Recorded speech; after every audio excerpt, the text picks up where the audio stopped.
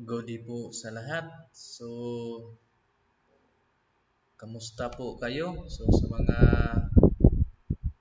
makakakita at makakarinig ng video na ito, lalo na po sa mga grade 9, ay sana ay makakatulong ito sa inyong pag-unawa at pagsagot ng mga inyong mga module. Lalo na po sa ating Math 9. So, sa video na ito ay discuss ko ang ating Lesson 2, solving quadratic equation by quadratic formula. So last module or last video that I have, discuss natin yung ating lesson 1, that is solving quadratic equation by completing the square. So ngayon naman ay isolve natin ang quadratic equation sa pamamagitan ng paggamit ng ating quadratic formula. So kung napansin niyo dyan sa inyong mga module, ito ay kumbaga assessment lang, right? So this lesson or module is by assessing your knowledge of different mathematics concepts previously studied at your skills in performing mathematical operations. So sa lahat ng mga natutunan nyo, gagamitin natin yan sa pag-solve sa pamamagitan ng quadratic equation. So this knowledge and skills will help you in understanding solving quadratic. So, lalo na po sa ating quadratic equation using quadratic formula. So, as you go through this lesson, think of this important question. So, ito ang tanong.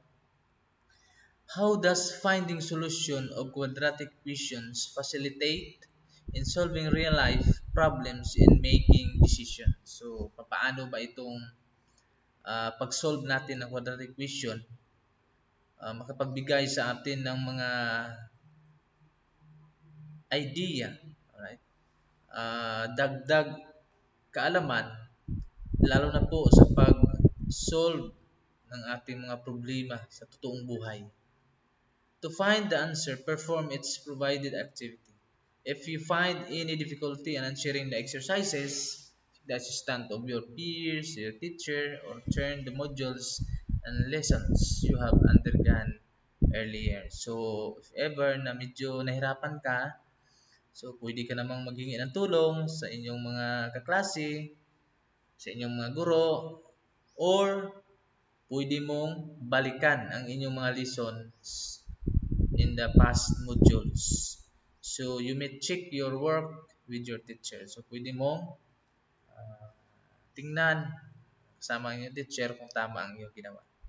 So, in our first activity, if you have noticed, this activity just only recalling kung naalala nyo pa ang inyong mga past lessons about the simplifying rational expression, simplifying fraction. So ito ay review lang sa inyo. So the direction is only simplify each of the following expression, answer the questions that follow. So whatever the expression, kung ano man dyan ang ginahingi, so solve lang. So if ever addition, then add, then subtraction, subtract, division, then divide, then square root, so extract the square root sign. Simplify the fraction or the expression. So sa ating activity 2, the same thing, review pa rin sa inyo sa inyong mga past modules. Because dito ay nakita nyo is only go for the standards. So if you have observed for the past modules that we have, you have already learned how to make the equations into standard form. So ang standard form natin is ax squared plus bx equals or plus c equals 0. So yan ang ating standard form. So after you have make the equation into standard form, sabi dyan, identify the values of A, B, and C. And then the question that follow.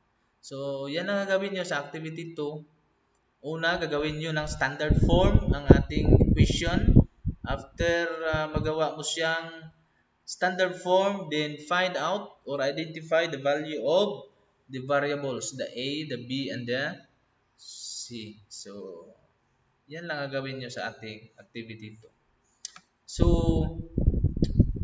sa ating lesson 2, as what I have said earlier, this module is we have to study about the quadratic equation, of solving quadratic equation by the quadratic formula. So, we have mayroon tayo ditong mga steps. So, ito ang pinaka-importante sa mathematics. Dapat alam nyo ang mga steps, ang mga process, and then the formula. Kasi yan ay hindi mo malalaman ang pag-solve, hindi mo alam ang pag-solve kung hindi mo alam ang formula or yung steps or the process that you have to do. So, sa ating solving quadratic equation using the quadratic formula, we have five five steps. Okay, so number one, write the equation to its standard form ax squared plus bx plus c equals 0. So, yan pala ang pinakauna na gagawin mo. Una, gagawin mo siyang standard form.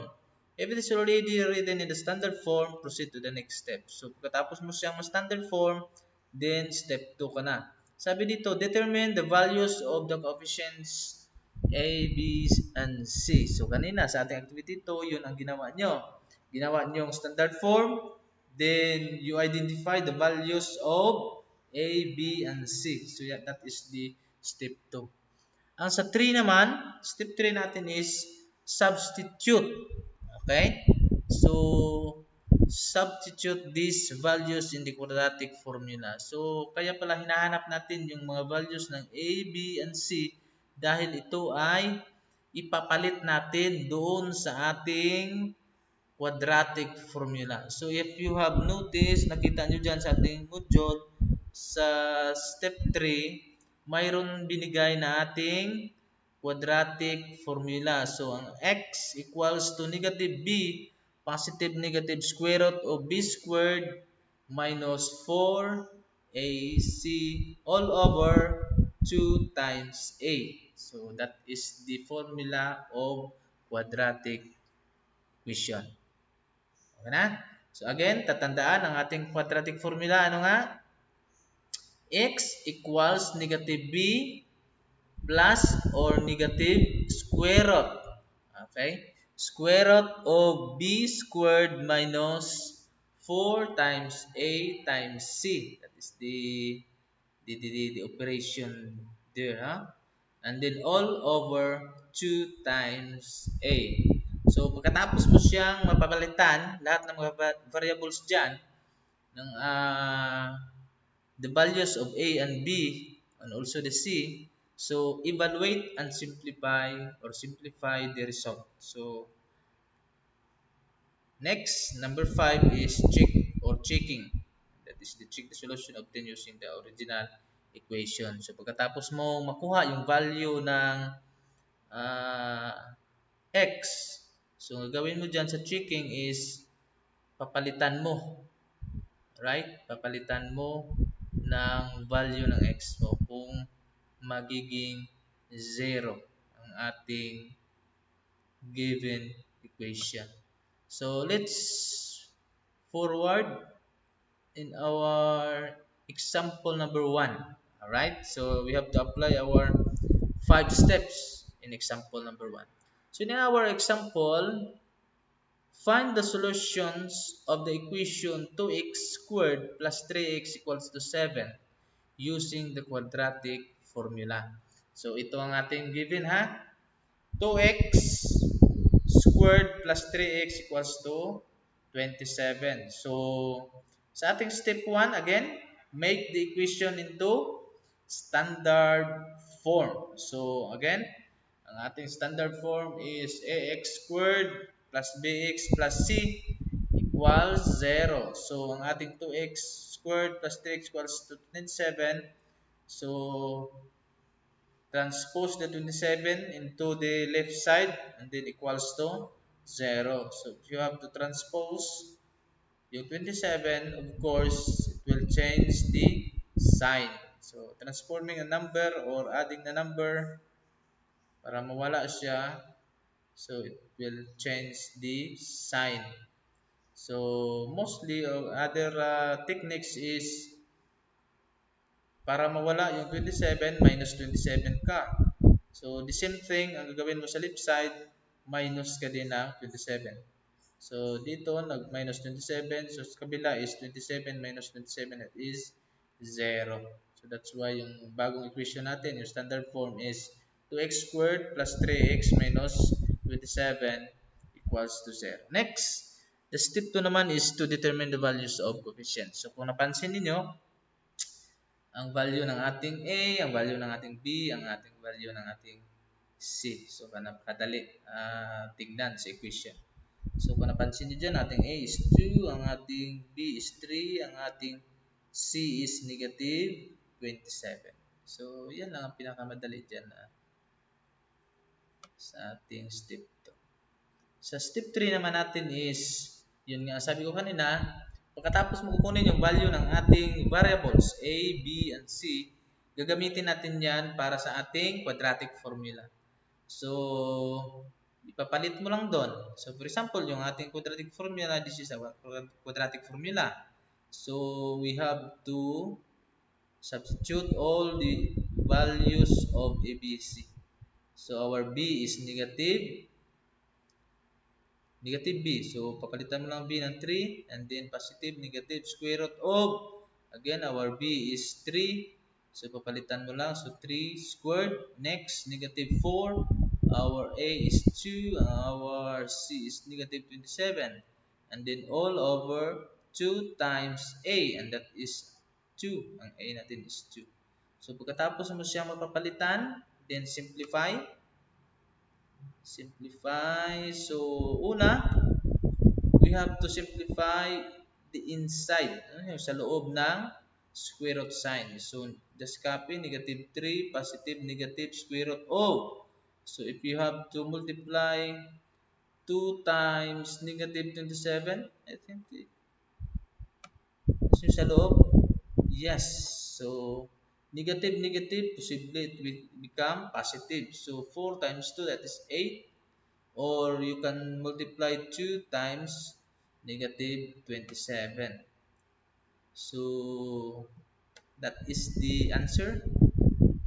So, una is the 3 squared, that is 3 times 3, that is equals to 9. And then, plus, because that is negative times negative, that is positive, that's why it become addition or plus. So 4 times 2 times negative 27 or negative 4 times 2 times negative 27, that is 216. So all over 2 times 2, that is 4. Right? 4. So next, so just add yung sa loob ng ating square root sign. 9 plus 216, that is 225 all over 4. Next, so negative 3 plus or negative, the square root of 225 is 15. That's why positive or negative 15. So all over 4. Next, we have obtained two equation now. Right? Mayroon tayong dalawang equation because the value of our square root of 225 is positive and negative. So that's why our equation here is negative 3. Ang isa is positive or plus 15 all over 4. Sa kabila naman is negative 3 minus 15 all over 4. So just simplify. So negative 3 plus 15. So unlike sign, of course, minus and then copy the sign of the bigger number. So equals to 12 over 4 or 12 divide 4. So that is 3. So sa kabila naman, so negative 3 minus 15. No? Same sign. So just add and then copy the sign, that is negative 18. So over 4 or divide 4. So negative 18 divide 4, that is 18 cannot be divided by 4, but just simplify. Kung hindi man siya ma-divide, just simplify into lowest term. So you have to find numbers that can divide both numerator and denominator and then get the lowest term. So just dito napansin niyo, divide lang sa 2, di ba? So negative 18 divide 2, that is negative 9, and 4 divided by 2 is 2. That's why yung value natin ng x natin is negative 9 over 2, ang sa kabila naman is 3. So check natin kung tama yung sagot ba natin. So if you have to substitute the x by 3, so our equation is 2x squared plus 3x equals to 27. That is the question. So papalitan mo lang ang x ng 3. So dito ay 3 squared, that is 9. And then 3 times 3, that is 9. So 2 times 9 is 18, and then plus 9, so 27. So correct. So ang ibig sabihin, kung papalitan natin ang value ng x ng 3, ay magiging equal sila. So how about the negative 9 over 2? Paano ba kung yun ang ating papalit ba? Kung tama, kung magiging equal sila. So papalitan natin ang value ng x is negative 9 over 2. So yan. So dito din, negative 9 over 2 equals to 27. So dito is squared. So you have to multiply negative 9 over 2 to itself. So 9 times 9, that is 81. Negative times negative, that is positive. That's why na positive 81 siya. So ang 2 naman natin sa baba is 2 times 2, that is 4. So next, 3 times 9, that is 27. So negative na siya. So that's why nag-minus. So 27 over 2. So now, mayroon pa tayong 2 sa labas. So 2 times 81, or you can cancel out 2 by 4. So cancel out ang 2. So ang 4 natin is 2 na lang. So 81 divide 2. So if you have to minus 81 minus 27, that is 27. Tama? 81 minus 27. That is 50. Ilan? 54. So divide 2, that is 27. So both values of x satisfy the given equation. Thus 2x squared plus 3x equals 27 is true when x equals to 3 and our x is negative 9 over 2. So dito sa ating activity 3 ay kayo na ang mag-solve using the quadratic formula. So again, our module is sabi dito, you can use other piece of paper for your answer. So pwede mo na itong hindi na pag-ipasa ang ating module, only pass the piece of paper with your answer or solving. So thank you for being with us or being with me, and thank you for listening. I hope na itong video ay makakatulong sa inyo. So God bless and thank you once again.